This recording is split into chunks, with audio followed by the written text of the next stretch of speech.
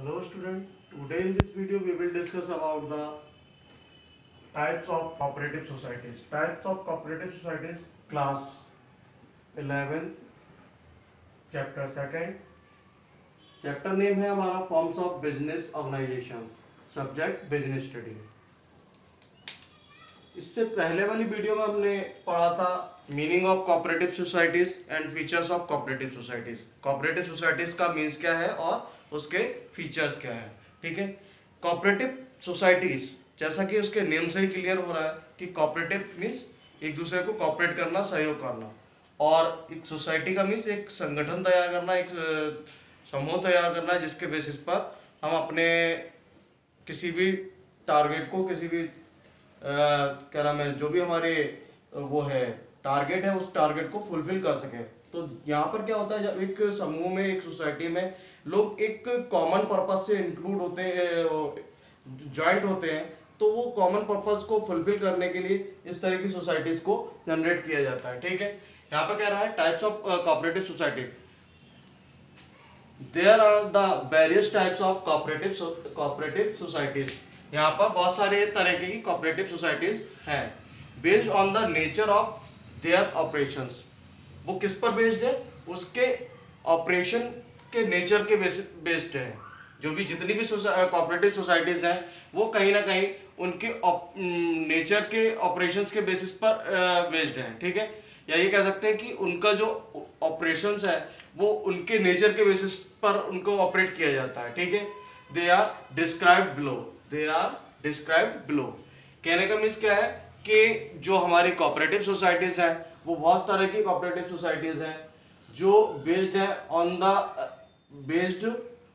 The nature of their operations, जो कि based है उनके नेचर ऑफ ऑपरेशंस पर। ठीक है, पहली है हमारी consumer cooperative societies. Consumer cooperative societies. अब कंज्यूमर कौन होते हैं?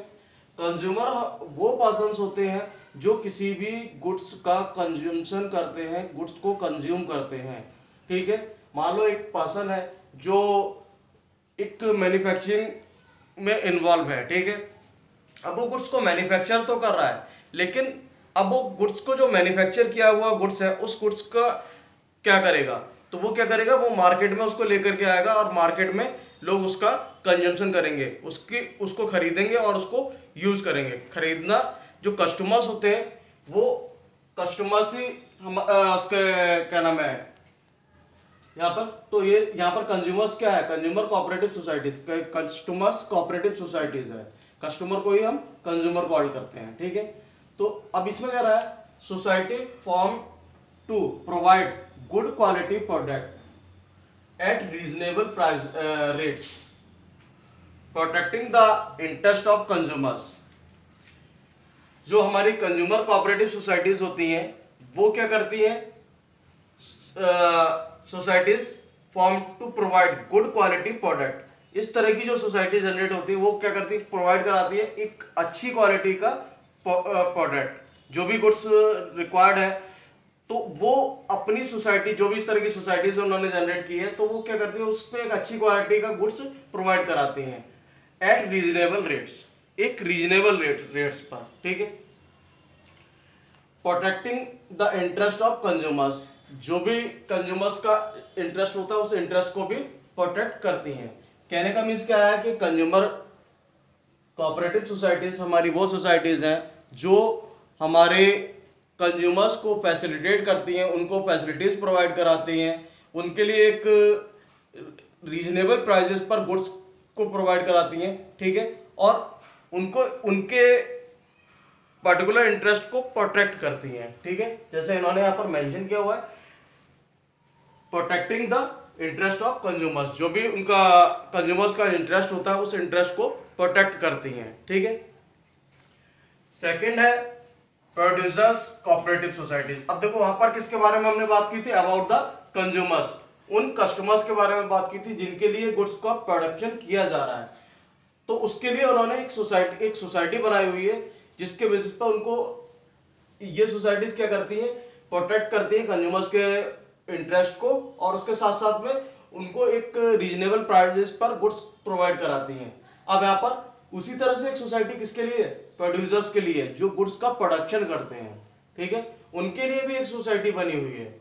इसमें कह रहा है society form to provide good quality and low price raw material. अब ये जो प्रोड्यूसर्स हैं उनको ये सोसाइटीज क्या काम करके देती हैं? उनको एक अच्छी क्वालिटी का गुड्स देती हैं। वो गुड्स किस तरह का होता है? रॉ मटेरियल के बेसिस पर, ठीक है। और वो जो गुड्स प्रोवाइड कराती हैं वो उसका रेट जो होता है वो लो प्राइस होता है, ठीक है।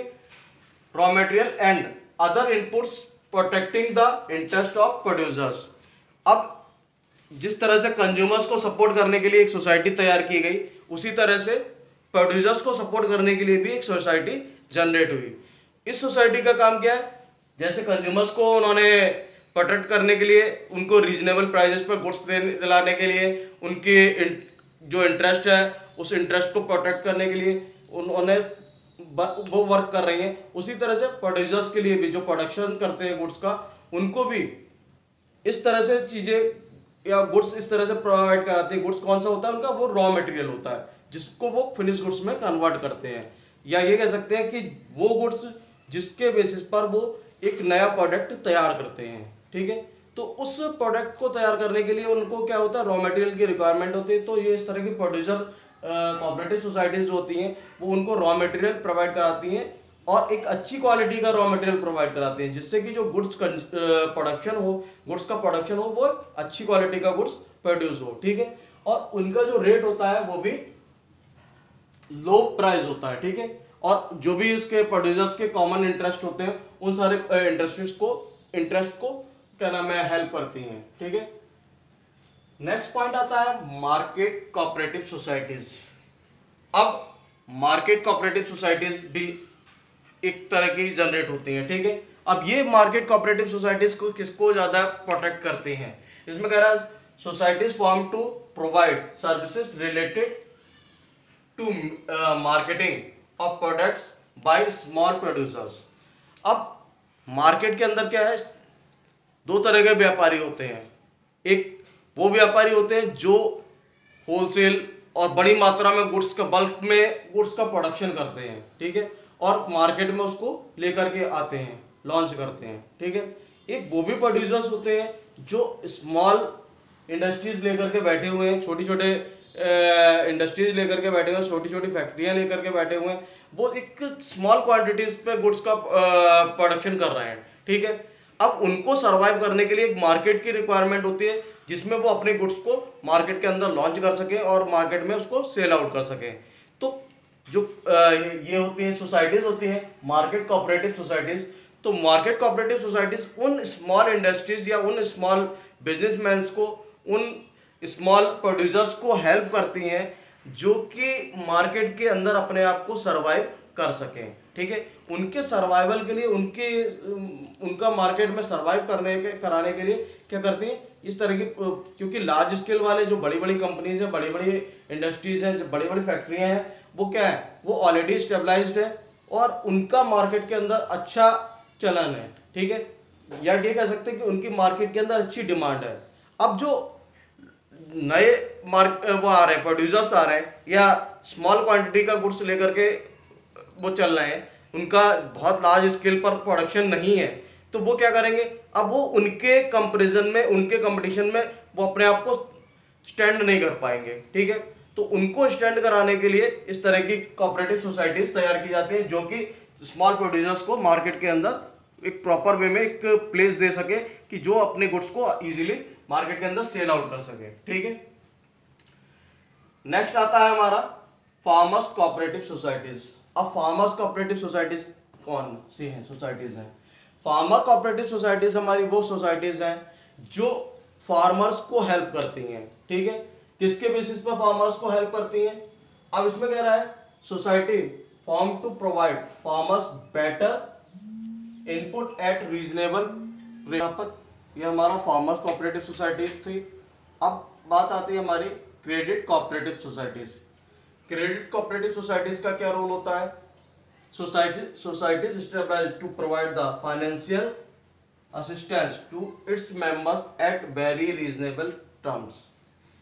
जो सोसाइटी है वो एक, जब अगर कोई भी सोसाइटी मेंबर्स को फंड की रिक्वायरमेंट होती है, ठीक है, तो उन सोसाइटी मेंबर्स को वो एक रीजनेबल प्राइजेस पर फंड प्रोवाइड कराते हैं, ठीक है।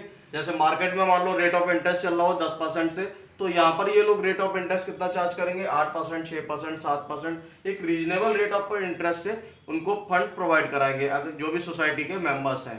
तो कहने का मीन्स क्या है कि जितनी भी ये सोसाइटीज हमारी हैं वो ओवरऑल सोसाइटीज किसी ना किसी वे में लोगों को हेल्प करने के लिए स्टेबलाइज की जाती हैं, ठीक है, और उसी के बेसिस पर उनको फैसिलिटीज प्रोवाइड की जाती हैं, जो या आप कह सकते हैं फैसिलिटेट करती हैं कि जिनके बेसिस पर वो अपने आप को सपोर्ट कर सकें। जैसे हमारा यहाँ तक कंज्यूमर कोऑपरेटिव सोसाइटी कंज्यूमर्स के फैसिलिटीज के लिए बनाई गई थी, प्रोड्यूसर्स कोऑपरेटिव सोसाइटी प्रोड्यूसर्स के लिए, गुड्स प्रोडक्शन करने वालों के लिए बनाई गई थी, मार्केटिंग कोऑपरेटिव सोसाइटीज उन स्मॉल प्रोड्यूसर्स के लिए बनाई गई जो कि अपने आप को मार्केट में सर्वाइव कर सकें, फार्मर्स कोऑपरेटिव सोसाइटी फार्मर्स को फैसिलिटेट करने के लिए उनको रीजनेबल रेट्स पर क्या नाम फंड प्रोवाइड कराना, सीड्स प्रोवाइड कराना, इस तरह की चीज़ों को फैसिलिटेट करना। इसी तरह से क्रेडिट कोऑपरेटिव सोसाइटीज जो सोसाइटीज़ के मेंबर हैं उनको रीजनेबल रेट्स पर अगर फंड की रिक्वायरमेंट है तो वो फाइनेंशियली उनको सपोर्ट करना, ठीक है। कोऑपरेटिव हाउसिंग सोसाइटीज, कोऑपरेटिव, अब नेक्स्ट पॉइंट आता है हमारा cooperative housing societies. Cooperative housing societies हमारी कौन सी सोसाइटीज है, societies established to construct house for its members at reasonable cost. मतलब ये वो सोसाइटी है जो कि घरों का कंस्ट्रक्शन करके देती है, निर्माण करके देती है उन मेंबर्स को जो उस सोसाइटी के मेंबर्स हैं, किस पर, एट ए रीजनेबल कॉस्ट, एक रीजनेबल कॉस्ट पर। मतलब एक मान लो अगर हम मार्केट में वैसे किसी कहीं पर अगर हम मकान खरीदने जाएं या ज़मीन खरीदने जाएं तो वो हमें 1 लाख रुपए की पड़ रही है, अगर थ्रू द हम कोऑपरेटिव सोसाइटी के मेंबर हैं और यहाँ पर अगर हम खरीदेंगे तो वो कहीं ना कहीं उनसे उसके कंपैरिजन में यहाँ पर हमें कम अमाउंट पेड करना पड़ेगा, ठीक है।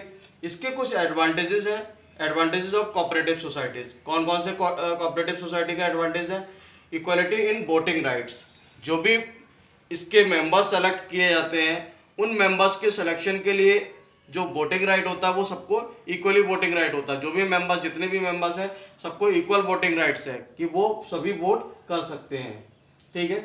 नेक्स्ट पॉइंट है हमारा लिमिटेड लायबिलिटीज। जो इसकी लायबिलिटीज होती हैं वो कहीं ना कहीं लिमिटेड होती हैं। Members have limited liabilities, thus no risk to personal assets. जो भी इसके मेंबर्स है, मान लो 100 रुपए अगर वो है तो लायबिलिटीज तो 100 ही रुपए उनको पेड करने होंगे, ठीक है। 100 से 500 रुपए नहीं पे करने होंगे in case of the due to the loss, due to the insolvency, due to the any of the reasons, ठीक है। तो उनको अब अपनी पर्सनल एसेट्स उठा करके सेल आउट करके उन लायबिलिटीज को पे नहीं करना पड़ेगा। एक लिमिट होगी, उस लिमिट के जिस हिसाब से वो मेंबर्स होंगे उसके वहाँ उस कंपनी के उसके सोसाइटी के शेयर्स परचेज करके उसी शेयर्स के अकॉर्डिंग उनको लायबिलिटीज पे करनी होगी, उससे ज़्यादा उनको लायबिलिटीज पे नहीं करनी होगी, ठीक है। नेक्स्ट आता है हमारा continuity. Society separate from its members allow continuity on off operations. कहने का मीन्स क्या है कि जो ये सोसाइटी है वो कहीं ना कहीं सेपरेट है इसके मेंबर्स से, ठीक है। इसलिए वो क्या नाम है, किसी भी मेंबर के आने और जाने से, किसी भी मेंबर के डेथ हो जाने से सोसाइटी पर कोई भी फर्क नहीं पड़ता है, वो एज यूजुअली कंटिन्यू वर्क करती रहेगी, ठीक है। Support for from governments.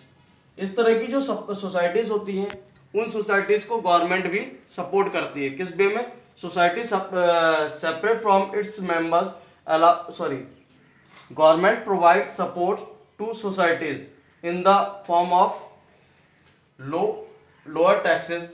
जो टैक्स रेट चार्ज किया जाता है कोऑपरेटिव सोसाइटीज पर कम रेट से टैक्स चार्ज किया जाता है। इंटरेस्ट रेट्स, जो इंटरेस्ट रेट होगा वो भी कम होगा, एंड सब्सिडीज, बहुत सारी सब्सिडीज इनको प्रोवाइड की जाती हैं, ठीक है।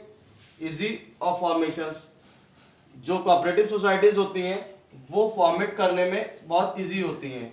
No legal formalities involve in formation of societies. इस सोसाइटी को फॉर्मेट करने में, फॉर्मेशन करने में कोई भी लीगल फॉर्मेलिटीज की रिक्वायरमेंट नहीं होती है, ठीक है। मतलब बहुत ज़्यादा हमें लीगल फॉर्मेलिटीज की रिक्वायरमेंट नहीं होगी। तो मीन्स यहाँ पर क्या है, जो हमारे टाइप्स ऑफ कोऑपरेटिव सोसाइटीज हैं वो हमारी ये 6 टाइप्स की कोऑपरेटिव सोसाइटीज हैं, और इनके कुछ यहाँ पर एडवांटेजेस हैं जिनके बेसिस पर हम अपनी कोऑपरेटिव सोसाइटी को डिफाइन कर सकते हैं कि किस किस वे में जाकर के किन किन उसमें इन्वॉल्व होकर के हमारी कोऑपरेटिव सोसाइटी वर्क करती है। जैसे हमने कस्टमर्स के बारे में बताया था, प्रोड्यूसर्स के बारे में बताया था, मार्केटिंग के बारे में बताया था, फार्मर्स के बारे में बताया था, क्रेडिट कोऑपरेटिव सोसाइटीज के बारे में बताया था, कोऑपरेटिव हाउसिंग कोऑपरेटिव सोसाइटीज के बारे में बताया था, और उसके कुछ हमने एडवांटेजेस बताए थे। ये ओवरऑल हमारे इस टॉपिक के पॉइंट्स थे जो कि हमने इसमें यहाँ पर एक्सप्लेन